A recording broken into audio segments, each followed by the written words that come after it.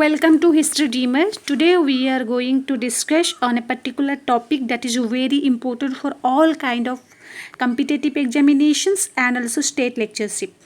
That is OPSC, UPSC and also SSB lectureship.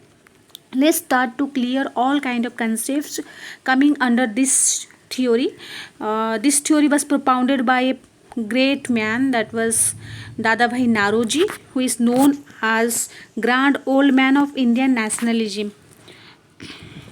He was elected to the Bombay Municipal Corporation and to council during 1870. This is also very important question and it is also coming in many examination. That is when he joined the municipal corporation in 1870 and elected to the British Parliament in 1892. And this channel will provide you very vivid explanation on this drain of wealth theory, but you can't find any kind of great information from any channel. I am giving you assurance and all kind of information you will get from this channel. Okay. And second thing is that he founded the Indian Society in 1865 and East India Associated in 1866. You have to remember all those dates, that is 1865 Indian Society and also East Indian Association in 1866. And he was elected thrice as the president by INC. And in 2019 examination, SSB examination, there was a question that who elected thrice to in Indian National Congress. He was the Dadabhai Naroji. And he also wrote a book that was a very important book. It was based on the drain of wealth theory. The first name was given to the drain of wealth theory in this book, The Poverty and Un-British Rule in British India. It was published in 1901. And also Naroji argued that India had exported average 13 million pounds worth of goods to Britain each year from 1835 to 1872 with no corresponding return. British government was not giving any returns to India, and from 1835 to 1872 it was continuously taking all kind of pounds and millions pounds from 13 million pounds from Indian soil. And he also published a paper that was named as Wants and Means of India. This is the paper's name, that was very important. It was also based on the economy. And also first estimate national income in 1876. He estimated the national income in 1876. And also newspaper, it was named as the Voice of India. It was also a newspaper by Dadabhai Naroji. It was published in 1883. Its name was Voice of India. And also further analyzed and developed by R.C. Datta and M.G. Ranade. M.G. Ranade, he also gave a theory that was, he was also supporting to this theory, drain of wealth theory.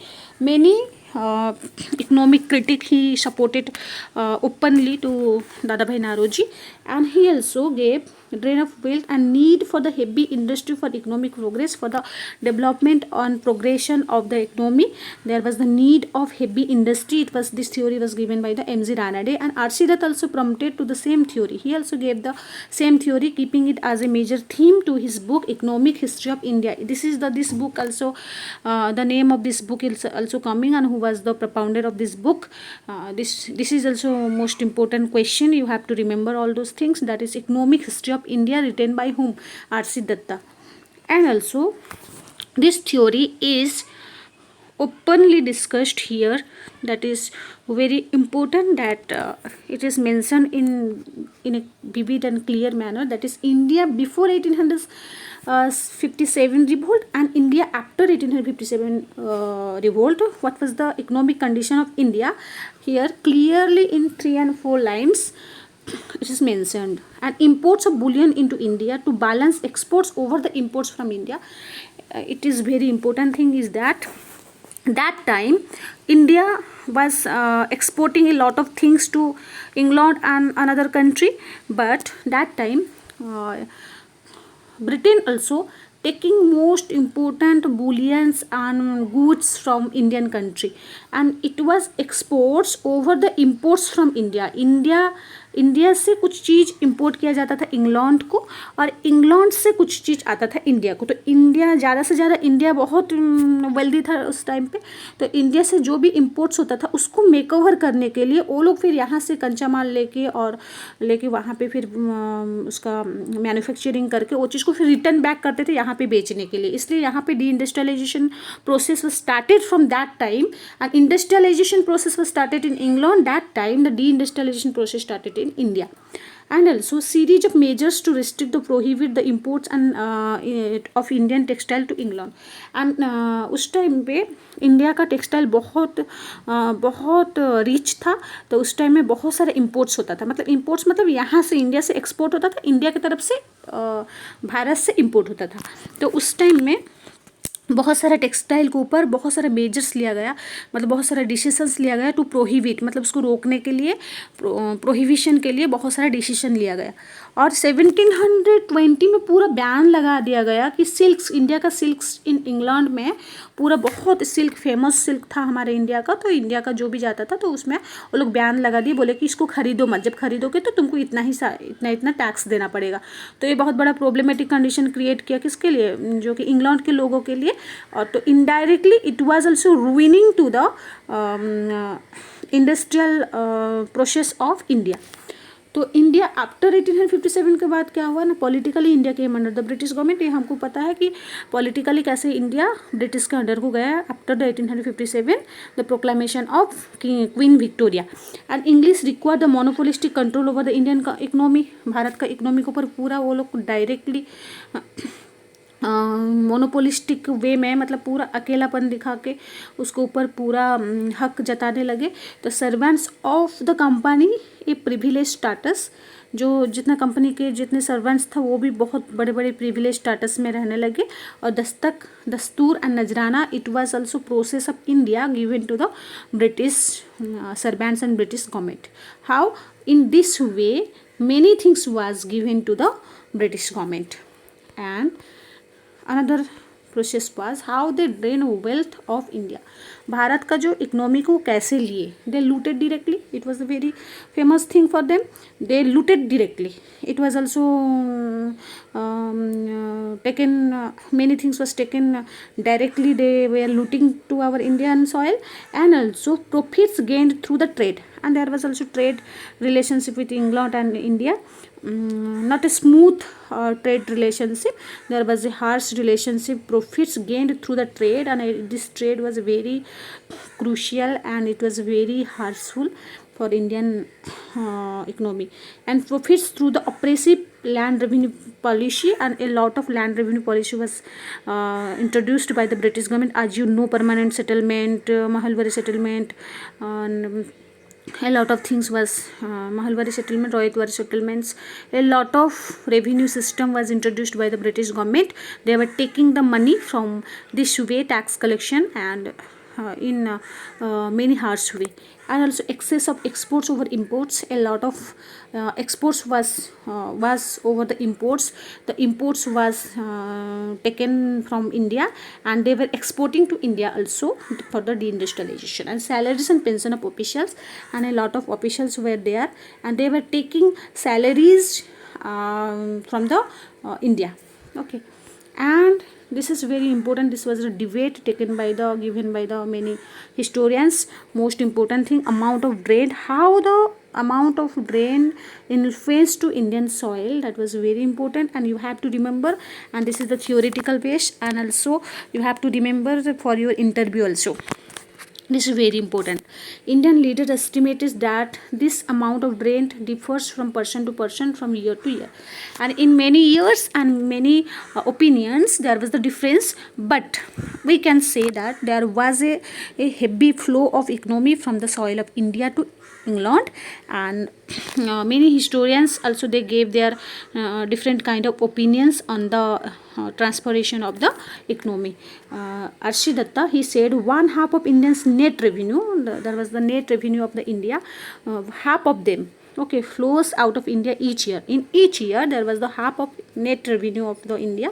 It was given, it was taken by the British government. According to R.C. Dutt, this is estimated to be around $20 million in early 20th century British currency. In British currency, in 20th century, $20 million was taken by the British government. And M.G. Ranade, he said that he declared that more than a third of the national income of India was taken away by the government in one form or another.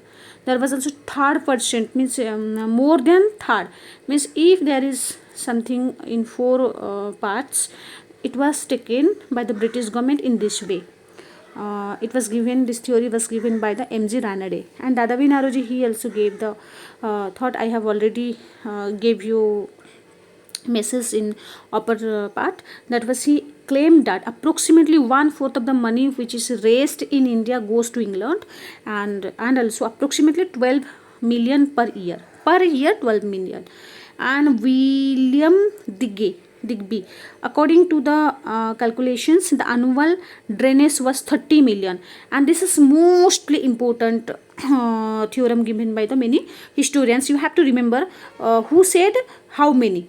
R.C. Dutt 20 million, M.G. Ranade 1/3, not 1/3, more than third, and Dadabhai Naroji 12 million per year, and William Digby 30 million.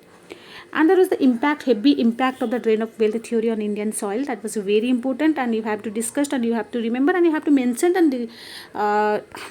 and discuss it in a lucid manner. That was, if you are giving the examinations long type question, you have to mention something, but I am giving you the very brief brief history. That is poverty in India. This started poverty in India, as you know, and low level of employment is, that is also true. Impoverishment peasants, and peasants condition became more precarious, and they became the very impoverished, and they lived the hand to mouth life. And economic nationalism, as you know, many peoples came to the conscious phase from taking the information from Dadabhai Naroji, R.C. Datta Dadabhai Naroji, and Surendranath Banerjee. Many national critics, those who are economic critics, from their information they also came to be aware. And deindustrialization in India, as you know, from that time, industrialization in England leads to deindustrialization in India, because a lot of raw materials was taken by the British government from the India, and they were taking into their own industry, and their industrialization, heavy industrialization was there, and also they were manufacturing many things, and they were exporting it to the Indian soil for their sale. This is very important, and for their sale, if the many things came to Indian soil, and there was the deindustrialization, because a lot of handmade things, artificial things, it was handmade thing, it was reduced and ruined to the private economy. And 200-300 million pounds of revenue to Britain, and a lot of money, millions pounds revenue was taken by the Britain. And nationalism, it was very important thing for the arousing the nationalism among the people, and the more people, they also became the conscious from this drain of wealth theory, and they also took their India from the clutches of Britishers. That was main focus, was the British colonialism. People came to know that colonialism is the process by which Indian economy was going to be reduced, and Indian industry was going to be ruined. That's why a lot of things and a lot of consciousness was aroused by the common people, and also many bourgeois section, means the educated groups. That is economic consciousness and nationalism, as you know that this was a positive impact for the Indian nationalism. And also people came to know the very hazards of colonialism, and what were the hazards. System was introduced by the colonialism, they came to know, and they also rigorously waiting for their freedom of India from the clutches of Britishers, and also they did. And peasants' poor condition highlighted. A lot of poor people, they they were suffering from a heavy losses, and they were living the hand to mouth life. And this was the whole topic I have given you vividly in English. I know that many people they can't understand in English and Hindi, but I am also trying to improve my English, and I am also trying to give you education through the English. And English, nowadays English is international language. We have to learn English, and we have to speak in English, and to understand English. In future we will get more information, and we can read also many books. And I know that many people will be dissatisfied with this video, but whatever, I'm not also getting more time for making these videos, so that's why today I am uploading this video. If it is beneficial, you can say also me that I can make this the continuous video. Okay, thank you for watching this video.